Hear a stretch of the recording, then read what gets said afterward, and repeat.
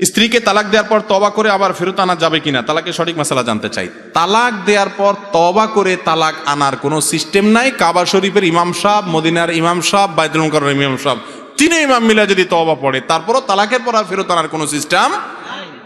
তালাক যদি দেওয়ার সময় হিসেব করে তালাক দেন তাহলে ফেরত আনবে। এবার ইনশাল্লাহ ওয়াজে একটা জায়গায় ওয়াজ করবো শুধু তালাক নিয়ে, আমার চিন্তা আছে, প্ল্যান আছে। কারণ এই দেশে মানুষ তালাক দিতে গিয়ে এত ভেজাল করে যেটা বলার মতো না।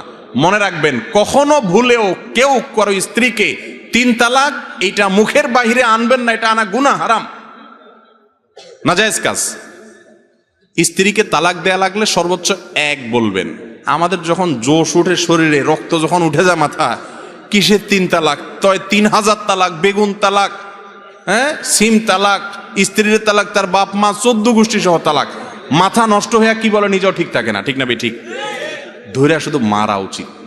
আমার এক ওস্তাদ ছিলেন খুলনাতে, এফতা পড়ছি যার কাছে, ওনার কাছে তালাকের মাসালা জিজ্ঞাসা করতে আসলে আমরা দেখতাম একটা ব্যাট থাকতো, কথাবার্তা পরে, আলোচনা পরে, মাসালা পরে শুনতেন। আগে গদির নিচে ব্যাটটা বাইর করে ধুমায়া পিটে নিতেন, এরপরে বলতেন বলো মাসালা কি।